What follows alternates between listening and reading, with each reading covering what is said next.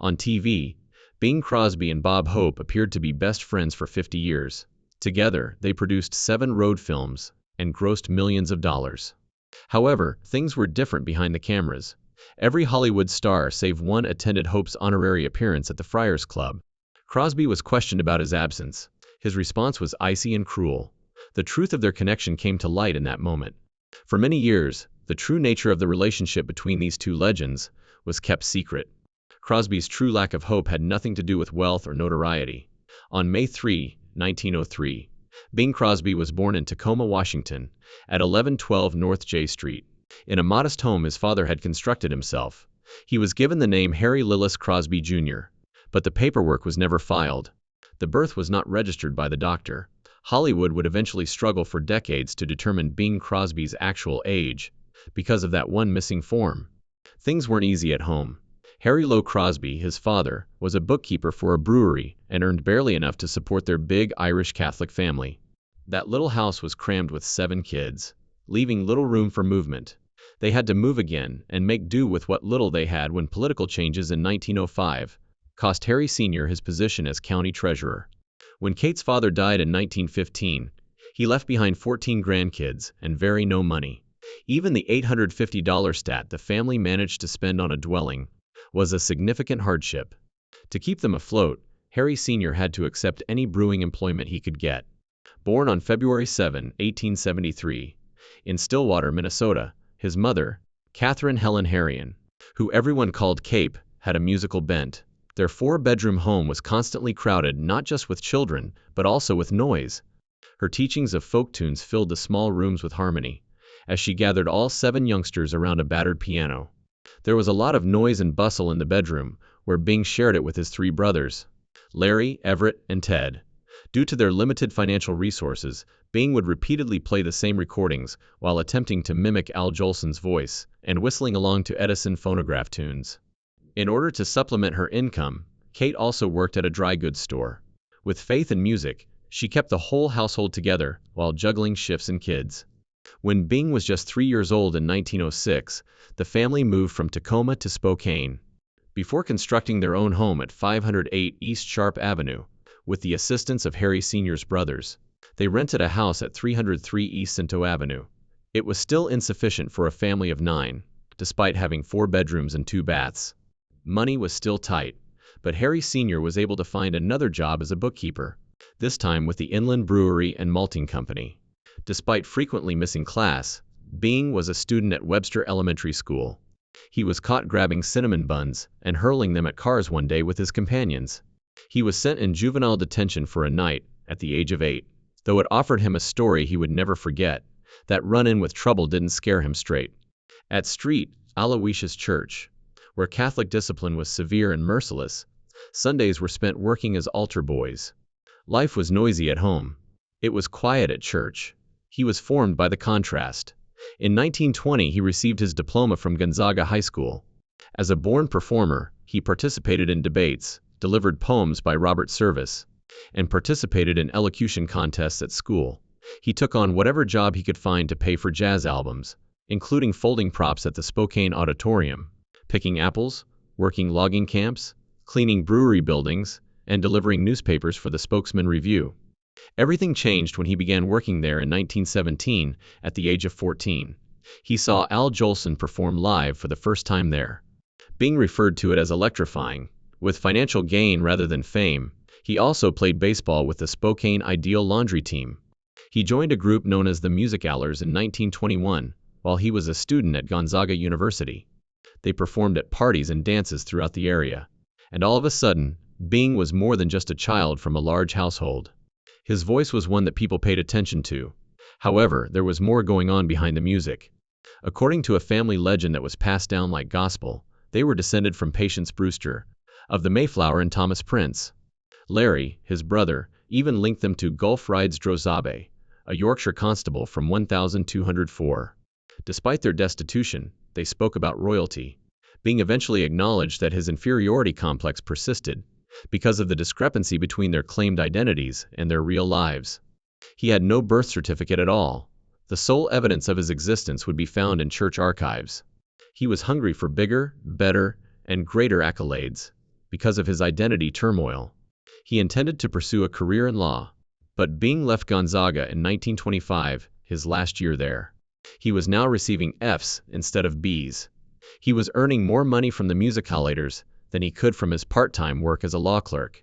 At night, he was surreptitiously visiting jazz venues, such as the Piscine Cafe, listening to the original Dixieland Jazz Band, and Mackin's Cotton Pickers. He was living two lives: speak easy on Saturday evenings and attend Mass on Sunday mornings. His mom was heartbroken. He was urged to return by family friends. He didn't. Bing, Al Rinker, and Mildred Bailey, Al's sister, founded a tiny group called Two Boys and a Girl in 1923. They made $75 a week playing at the Pekin Cafe, which was more than enough to get Bing to permanently leave the legal profession. The Bingville Bugle comic strip inspired his moniker. He got the nickname Bingo from Bingville from a neighbor, and it stuck. They shocked local audiences by incorporating jazz and scat into their performance when they appeared at Doc Clemmer's Theater. They continued to play even though Spokane wasn't prepared for Catholic youngsters to include black music into white performances. Bing and Al then packed up a beaten-up 1916 Model T Ford and drove 1,200 meters to Los Angeles in October 1925. They needed 3.5 weeks. They slept in one hotel room to save money, sneaking the second person in after dark, and walked 200 meters a day on average. They sang on pavements for money and crashed on floors when they arrived in Hollywood. Outside of auditions, Bing was a soda jerk. He got incredibly inebriated at Jane Jones's Speak Easy in the Hills on his first night in Hollywood. The rubber legs will always be in his memory. They lived with Mildred Bailey that week, experienced harassment in Tijuana, and went on a harrowing $3 airplane journey that created a lifelong fear of heights in Bing. He consistently requested lower-level hotel rooms for the remainder of his career. In 1926, the situation deteriorated. He sounded like a cat in heat, according to one talent scout, and he looked too Irish. No studios were interested in him. He was tested for more than $70,000 by casting directors, but no one signed him. He had protruding ears. He spoke too softly. He continued to drink. He was able to survive thanks to the money his brothers made selling vehicles on the side, which were occasionally used for bootlegging. Electrical recording, meantime, was revolutionizing the music industry. Suddenly, soft voices that sounded like Bing's worked. However, he was not yet aware of that. Bing and Al were hired by Fanson and Marco's Vaudeville Revue later that year. They did 5 concerts on the weekends and 4 programs every day. However, it wasn't a hit with everyone. White audiences were offended by their usage of black musical genres, like scat and barrelhouse jazz. Managers of theaters received complaints. They were even asked to tone it down by other locations.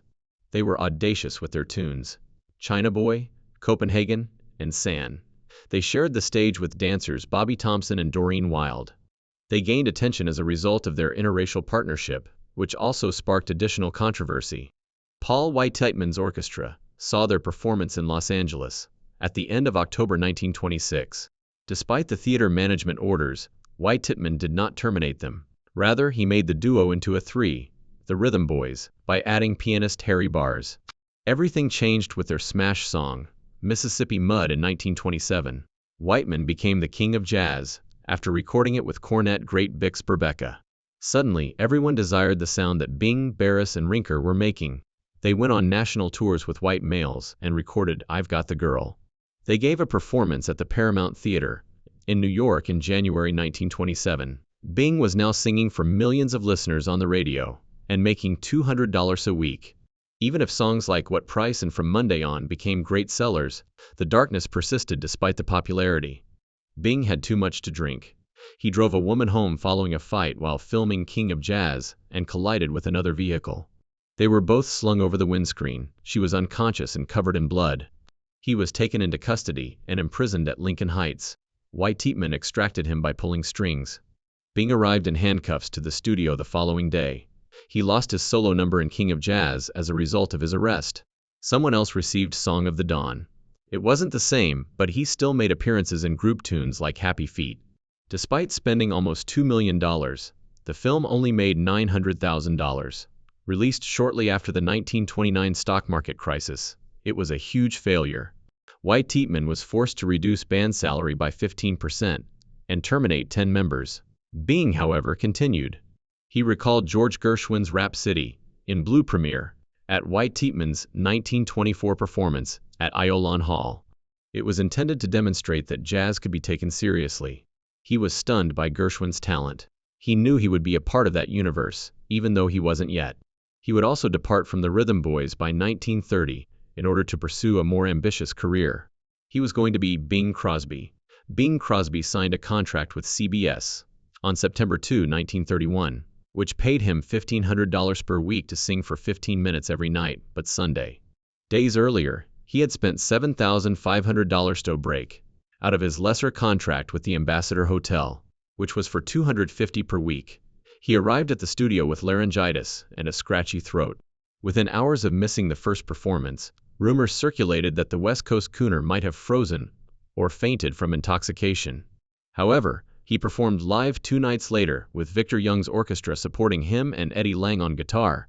The voice was low and soft, worn but distinct, and it seemed intimate, as if he were whispering directly into the room. Every night before he sang his theme song, Where the Blue of the Night Meets the Gold of the Day, played quietly.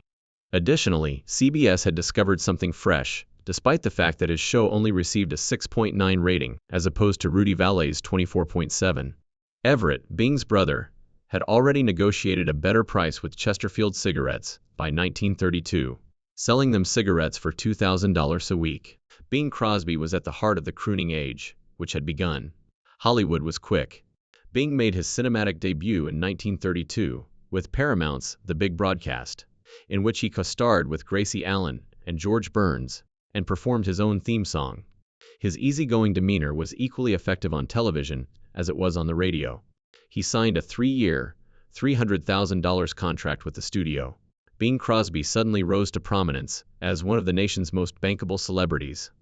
In Going Hollywood, starring Marion Davies, was published in 1933. He received an additional $2,000 each week on top of his usual pay. The shoot took a long time because Davies worked so slowly. He made $75,000 in that movie alone at the end. According to Time, he is arguably the most paid male vocalist in the world. He enjoyed the attention, the wine, and the money while spending his days on golf courses and his evenings at parties. His pay increased to $5,000 each film from $1,000 per week. Cracks were appearing, but everything appeared simple. When Pennies from Heaven was being filmed in 1936, Bing began to come up to rehearsals intoxicated. Although he had contributed his own funds to the Columbia Pictures project, he was aloof and irritable behind the scenes. As he stumbled through scenes the director watched, members of the crew muttered.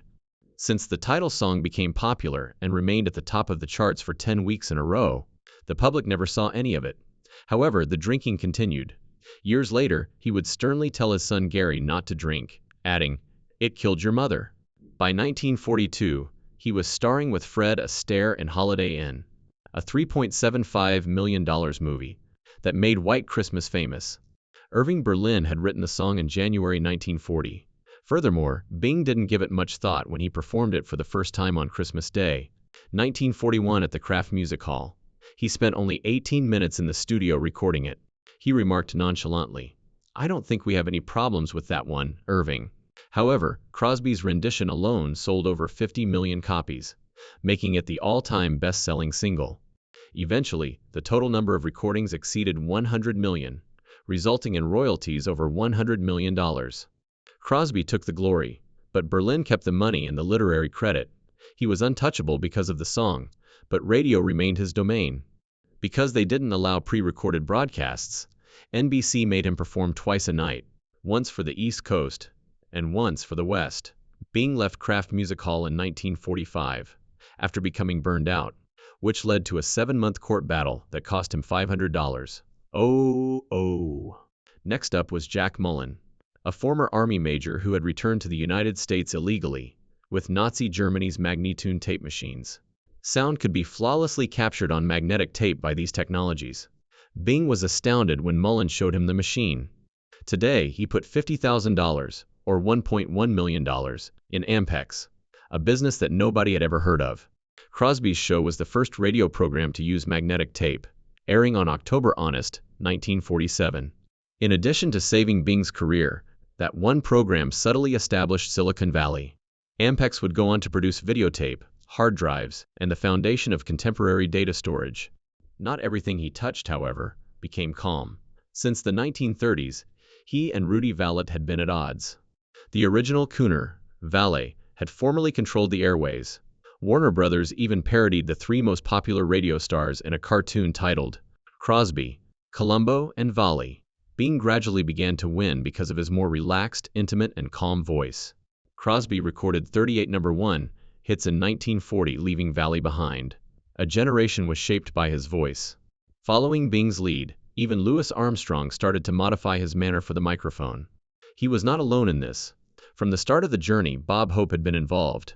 They clicked right away when they first met in 1932 at the Capitol Theater. They had a quick, impromptu banter.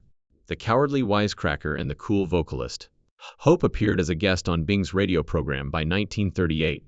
It was so successful that they made it into a series of road movies that combined competition, music, and humor. However, distance existed even in those early days. Hope detested Bing's increased income. Crosby liked Phil Harris's company more.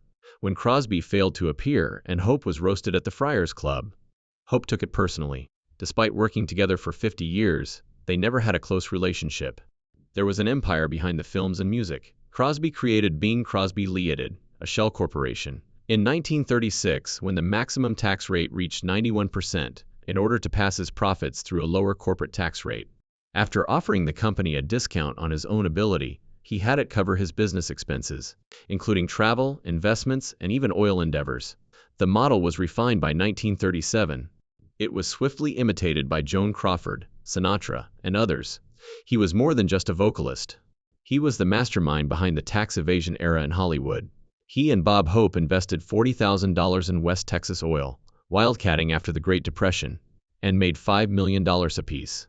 They were exempt from paying taxes on 27.5% of their profits, due to the 1926 oil depletion allowance. They could even write off the dry wells. Failure didn't cost you anything if you had enough money. Bing's fortune increased to $130 million by the 1950s. His estate was worth $150 million at the time of his death in 1977, but it is now worth over $1 billion. He made good use of it. He claimed his expenses for horse breeding as a business deduction when he assisted in the founding of the Del Mar racetrack in 1937. He purchased an 11-bedroom French chateau-style home in Hillsborough, complete with a grand piano that had played in high society and antique woodwork from William Ranfee Hearst's collection. For 60 years he kept the estate. He paid $250,000 for a quarter of the Pittsburgh Pirates in 1946, and he kept the interest until his passing. Bing was so anxious after the team won the 1960 World Series that he was unable to attend Game 7. But home was never quiet, no matter how far he traveled. In 1930 he wed Dixie Lee. At the time, she was more well-known than he was. She claimed mental mistreatment when she filed for divorce within 6 months. He flew to Tijuana to meet her, and they reconciled, but the damage was never completely fixed. Lindsay, Dennis, Philip, and Gary were their 4 sons. According to Gary, his father weighed him weekly and disciplined him if he put on a pound. Bucket Butt was the moniker. Leather straps were frequently used for beatings. Gary claimed that he had fantasized about murdering his father. Even though he kept quiet about it, Philip acknowledged that he had also been beaten. Dixie's drinking got worse when she gave birth to twins in 1934. Fetal alcohol syndrome symptoms can be seen in old photographs. Bing was rarely at home while his career took off. As their mother spiraled, the boys raised themselves. A thinly veiled depiction of Dixie's decline, Smash Up, The Story of a Woman, was released by Hollywood in 1947. Shortly before turning 41, she passed away in 1952 due to ovarian cancer. The fallout was vicious. In 1991, Dennis took his own life. After his fortune disappeared, Lindsay committed suicide in 1989. Lung cancer claimed Gary's life in 1995. Philip was the only one who survived to get the trust funds. The gap made news when Bing remarried in 1957 to Catherine Grant, who was 23 at the time of his remarriage. Bing denied his older sons access to their inheritance until they were 65 years old, despite the fact that they had 3 children together. Then, how much trouble can they get themselves into? Only Philip lived long enough to know, he had claimed. Millions were reassured by Bing Crosby's voice, particularly when he sang to the troops and sold millions of war bonds throughout the conflict. But beneath the kind tone and effortless charm was a fighter, a businessman, a guy who was erecting barriers around himself at the same rate that he was expanding his empire. He switched the radio. Television was saved by him. He founded Silicon Valley. 100 million recordings were sold by him. However, he was unable to keep a family together. Ultimately, the man who manned the microphone left a legacy of quiet, music, and wealth. It all began when Bob Hope encountered a young Bing Crosby while strolling around the streets of New York on a summer day in 1932. At the time, it seemed insignificant, just a friendly encounter between two entertainers who were following separate careers. However, they ended up collaborating at the Capitol Theater that December. By 1942 alone, Bing was already well known and earning close to $300,000 in record royalties. Hope was hired to serve as MC for Bing's performance. An ancient vaudeville act involving two farmers running into each other on the street was performed. The audience chuckled. The timing was perfect. They had a natural chemistry. However, it wasn't the start of a meaningful friendship. Not quite yet. Bing returned to Hollywood following the performance. Hope did not leave New York. It was 5 years before they collaborated once more. In 1938, they met again at Crosby's racetrack in Delmare. Executives from Paramount happened to be present and noticed them making jokes. This time, the studio noticed that the connection remained. There had been a screenplay for a movie called Road to Manderley on a desk. Burns and Allen were the intended recipients, followed by Jack O'Kay and Fred McMurray. However, Paramount knew exactly who they wanted after witnessing Hope and Crosby together. Eventually, that script evolved into Road to Singapore. When Road to Singapore debuted in theaters on March 14, 1940, it was a huge hit. Rents in the US and Canada alone brought in $1.6 million, making it the highest-grossing movie of the year. However, beneath the songs and laughs were ongoing wage disputes. Crosby earned twice what Hope did. And, excluding the funds from his records, Bing was receiving $300,000 from Paramount by 1942. Hope remained cheerful during the sequences, although he was severely impacted by the pay disparity. On TV, he felt like an equal, but his compensation revealed otherwise. The anxiety over money persisted even after the movie made $3 million worldwide, and sequels were immediately planned. Hope persisted in aiming for par. Crosby continued to use his notoriety to keep ahead of the game. Everything came to a head when they made Road to Morocco in 1942. The film earned $3.8 million. However, the set was in disarray. Hope has a group of authors of his own. Crosby did too. They quarreled in front of the crew, altered sequences, and argued over punchlines. Hope left the set after a heated argument over revisions to the script. He believed Crosby was taking too much attention and stepping on his toes. Even after the camera stopped, the tension persisted. During their live radio appearances together, Hope declined to practice with Crosby. Backstage, millions listened. Hope was scurrying by herself. The on-screen chemistry was genuine, but it was based on rivalry rather than friendship. And it was beginning to fall apart. The fissures were visible by 1947. Hope eventually convinced Paramount to pay him the same as Crosby for Road to Rio after he renegotiated his contract. Matching contingent wage arrangements were given to both of them. Crosby didn't enjoy being viewed as anyone's equal, but it should have been a win. That hatred never went away, because he perceived Hope's demand for justice as a threat. The honoring of Hope at the Friars Club in the late 1940s was the tipping point. His big night was meant to come. All the big stars were there. More than 100 Hollywood icons, including Milton Berle and George Jessel, arrived to salute him. But Bing chose not to participate. Hope searched for him, looked around the room. Crosby had a succinct response when reporters later questioned him about why he hadn't attended to commemorate the man with whom he had collaborated on 7 films. "I didn't feel hungry." Hope thought about that statement for years. He desired attention. Crosby was unconcerned. In 1949, the radio broadcast followed. They were expected to practice. It was in real time. Crosby didn't arrive until the last minute, but timing was crucial. "I had to wing it, Hope. The harm was done." Yet the show continued. Crosby's point was obvious. He was not in need of Hope. Not to shine, not to practice. Hope felt wounded, ashamed, and growing resentful. Crosby made it appear simple. Hope had to struggle for every money and every laugh. It wasn't simply money that separated them. It was pride.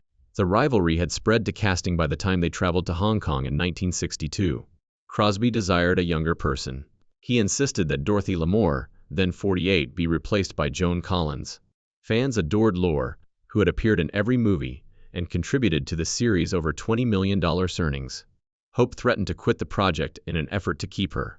However, the choice was already made. Through the media, Lamour learned. She made her own call to the producers. Warmer Than a Whisper is a song, a little role, and the compromise. However, it was different. The lowest gross of the series, the film only brought in $2.6 million. The spark has vanished. Crosby and Hope were perceived as best buddies. Together they chuckled on screen. Although they lived in distinct worlds off screen, they joked around like old friends. According to a quote by Dolores Hope, they respected one another despite leading quite different lifestyles. Hope wanted parties. Crosby preferred quiet dinners, and Crosby didn't show up when the Friars Club honored Hope again. Crosby, who always craved friendship, wanted space, hunted with Phil Harris, and hosted friends at his Northern California home. Their wives never interacted, and they hardly ever saw each other outside of charity golf events. In private, things were worse. Crosby referred to Hope as a talentless hack, and Hope later told his biographer that he occasionally hated Bing. Hope was never invited, not once. Their wives had never eaten together, despite decades of working side by side. That's how we go through life, doing nothing for each other. The famous joke, "There's nothing I wouldn't do for Bing and nothing he wouldn't do for me," wasn't really a joke, it was the truth wrapped in a smile. Their final years demonstrated how deeply divided they were. Bing passed away on October 14, 1977, at the age of 74 following a round of golf in Spain. Hope's tribute was brief. Hope returned on stage a few days later, and his staff said he was too sad for interviews. But something was wrong, the warmth was gone, and the grief didn't stop with Crosby's passing. He was a terrific companion, that's all. Hope still had gigs to do. The road film Smiles faded, replaced by tragedy, and the 7 films they made together earned over $20 million and forever altered comedy. His son Dennis shot himself with a shotgun in May 1991, just weeks after his divorce, and his son Lindsay committed suicide on December 11, 1989, after losing his inheritance due to bad oil deals. Hope admired Crosby's success and talent, even learning to invest like him and becoming one of Hollywood's wealthiest men. But Crosby never let him in. Hope later acknowledged, I never liked Bing. They broke the fourth wall, made fun of themselves, and set the standard for buddy comedies for decades. But the friendship audiences believed in never existed. He spent decades trying to win his father's approval. Hope said all the appropriate things when Crosby passed away, but no tears were shed. Beneath the flawless timing, the memorable tunes, and the thunderous laughter was a collaboration bound by agreements rather than kinship. Their legacy turned into one of the best shows Hollywood has ever produced. Off, but not on screen. Two guys who appeared to be great buddies and secretly wished they weren't required to share the limelight at